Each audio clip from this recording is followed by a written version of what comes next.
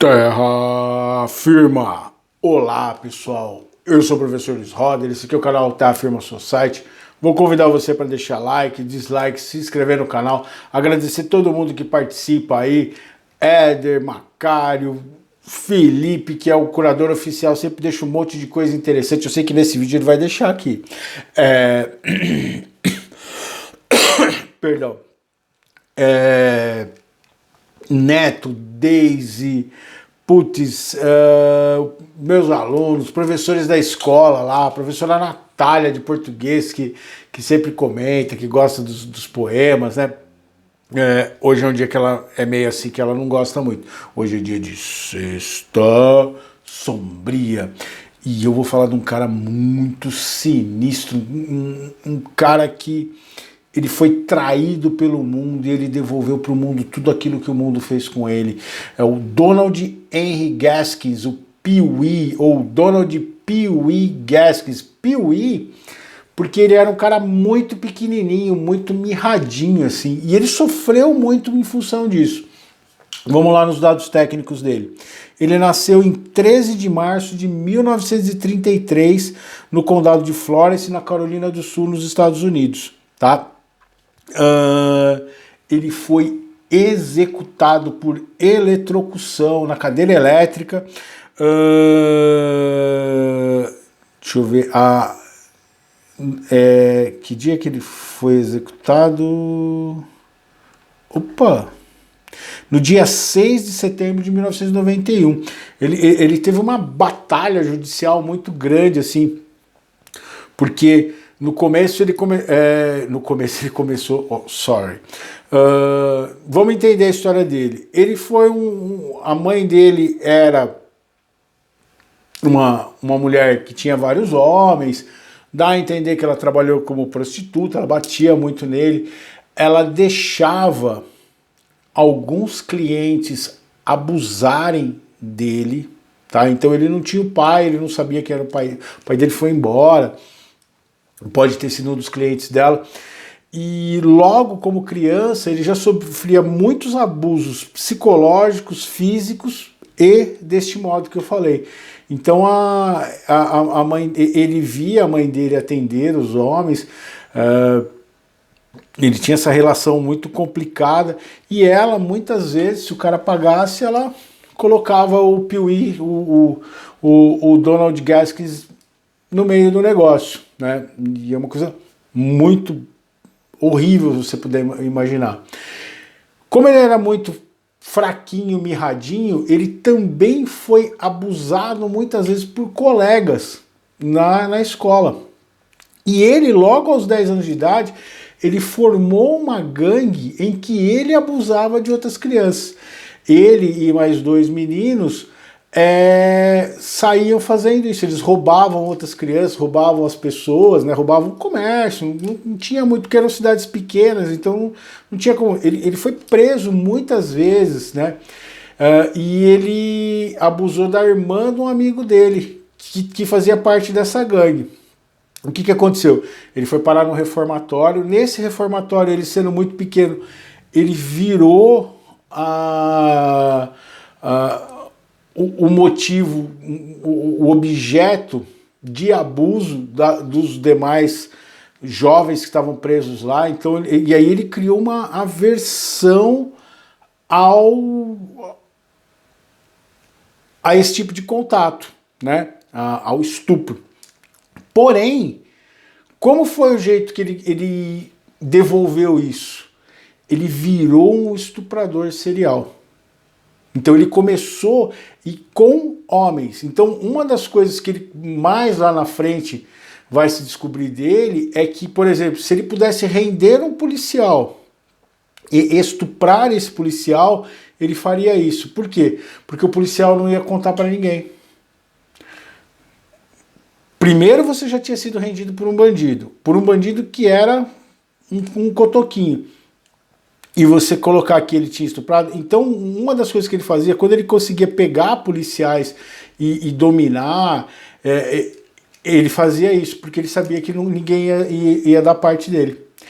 Quando ele foi preso, pela segunda vez, já como adulto, ele já estava roubando e tudo mais, ele foi parar numa cadeia, na cadeia aconteceu a mesma coisa, ele pequenininho, o cara veio, foi abusar dele, e aí ele falou, não, eu vou matar o cara mais ferrado aqui da cadeia e vou me impor. E ele vai lá, ele corta a garganta desse cara e vira o terror dentro da prisão. Ele sai várias vezes, volta, e ele começa a circular pelos Estados Unidos cometendo uma série de crimes e de assassinatos. Ele tinha dois tipos de crime que ele cometia, dos assassinatos. Ele chamava crimes litorâneos, crimes costeiros e crimes de ódio. Então ele adorava torturar as pessoas, ele era muito sádico, ele tinha um prazer em devolver tudo aquilo que ele sentiu. E se ele soubesse que a pessoa era um abusador, aí ele ia com mais ódio em cima dessa pessoa. Ele foi condenado por 15 assassinatos que são confirmados, que ele realizou. Ele disse que ele cometeu mais de 110, que ele teria por volta de 110 assassinatos. E aí ele falou que se ele tivesse num lugar e ele achasse que ele não gostasse daquela pessoa, ele ia matar aquela pessoa, ele ia acabar com a vida dela. Então ele foi um cara que sofreu muito durante a vida, ele foi abusado inúmeras vezes e num determinado momento ele falou, parou, isso não vai acontecer mais comigo. Mas como que ele conseguiu isso? Fazendo aquilo que fizeram com ele. Impondo um terror, impondo uma força através da violência.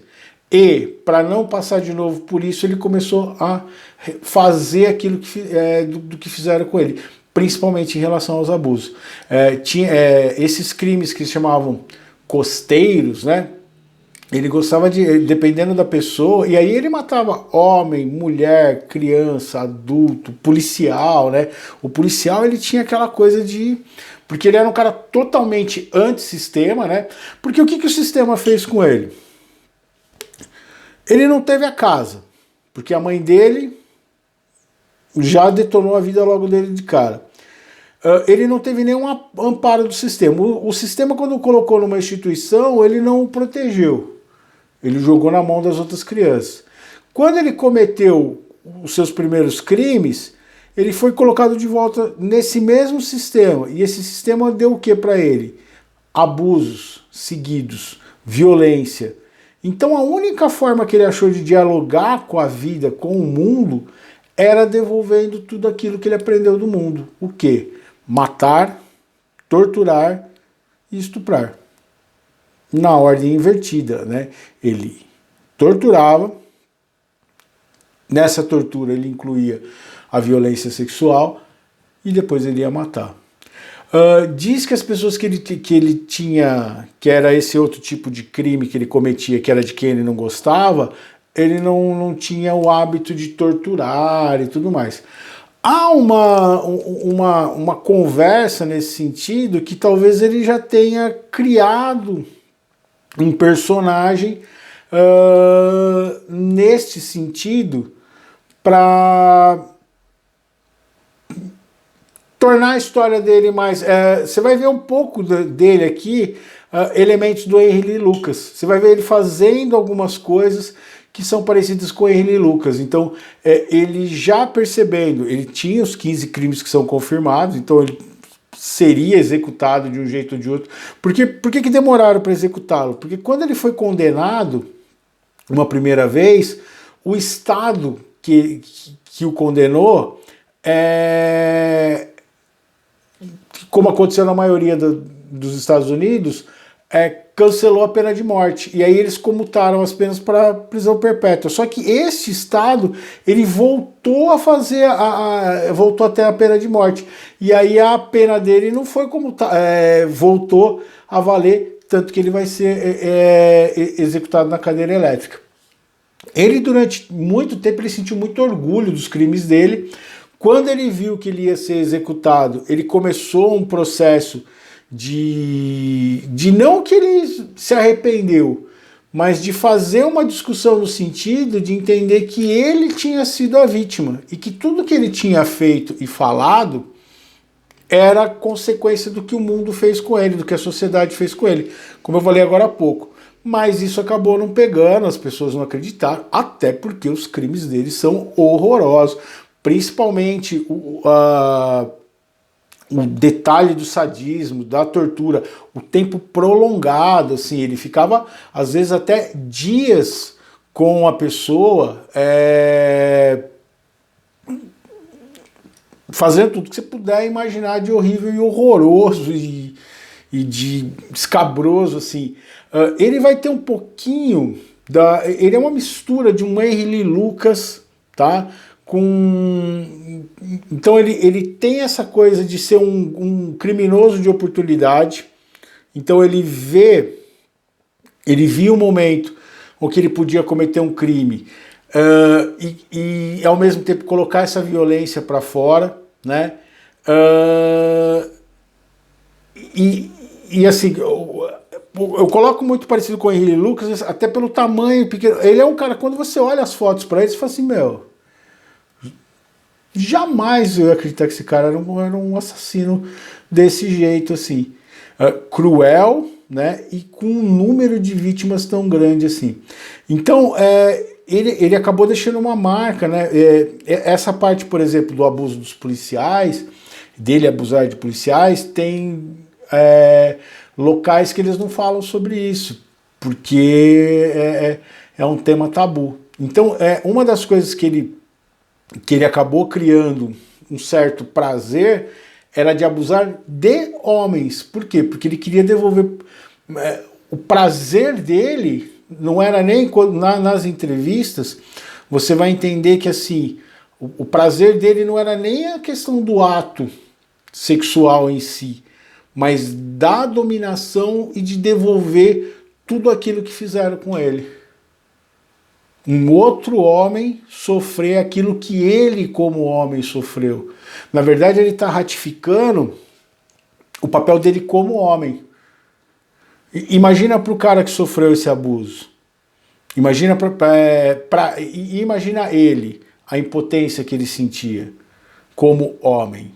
Então ele resolve devolver esse tipo de crime para justamente ratificar a posição dele, que agora ele era o homem, ele era o ser poderoso, era ele que ia fazer isso. Ele não ia ser mais um marionete na mão das pessoas. É muito doido você imaginar isso. Então ele foi executado, né, na cadeira elétrica no dia 6 de novembro de 1991. Ele tinha 58 anos. Mas foi um cara que passou a vida toda assim, cometendo de criança, né? O que eu falei aqui no vídeo, a mãe dele o usava para as coisas que eu disse aqui. Então foi um cara que a vida não deu oportunidade para ele. A vida o tornou uma máquina de ódio, de desconfiança, de medo, né? Ele atacar, e é interessante quando ele vai ter essa experiência na prisão, que ele mata o primeiro prisioneiro, tanto que ele vai adicionar 4 anos na pena dele, porque ficou claro que assim, o cara estava tentando intimidá-lo, que teria sido por legítima defesa. E pelo histórico que ele tinha já anterior, então as pessoas acreditaram que ele fez isso para se defender e que não ia acontecer mais, tanto que ele adicionou 4 anos na pena dele. E isso ele entendeu que seria o modo como ele responderia e não deixaria mais esse abuso acontecer com ele. Ele viraria agora o algoz, ele não seria mais a vítima. Tá legal? Então essa é a história do Donald Henry Gaskins, ou Donald Pee Wee Gaskins. Pee Wee, então, é o cara que é pequenininho, né? Um passarinho, né? O poema de hoje chama Confiança, que é a relação que ele vai estabelecer com o mundo, com as outras pessoas, em que ele entende que se ele não... Porque na mente dele era isso. Se ele não fizesse o ataque, ele seria a vítima. Então a melhor defesa para ele era o ataque. Confiança. Como um vaso, por mais resistente que seja o seu material, uma vez que, num descuido, seja feito em pedaços, por mais habilidoso que seja o seu restaurador em cobrir todas as rachaduras, nunca mais será o mesmo de antes. Foi o que aconteceu com ele. E aí ele vira um cara que vai atacar. Entre esses 15 confirmados e os 110 possíveis, muita gente acha que pelo menos ele chega na metade ali de 50, 60 assassinatos. Que talvez não seja um exagero, 110, porque o problema vai ser esse momento que ele vai ter, que vai acontecer uma coisa meio igual ao Henry Lee Lucas. Ele vai começar porque para ele era interessante, quanto mais assustador ele parecesse, mais terror. Então, ele ter 110 mortes, de novo no sistema prisional, ele ia ser o cara mais assustador de todos lá, né? Inclusive tendo matado já dentro do sistema prisional. Diz aí, você já conhecia essa história? Você sabia da existência desse serial killer?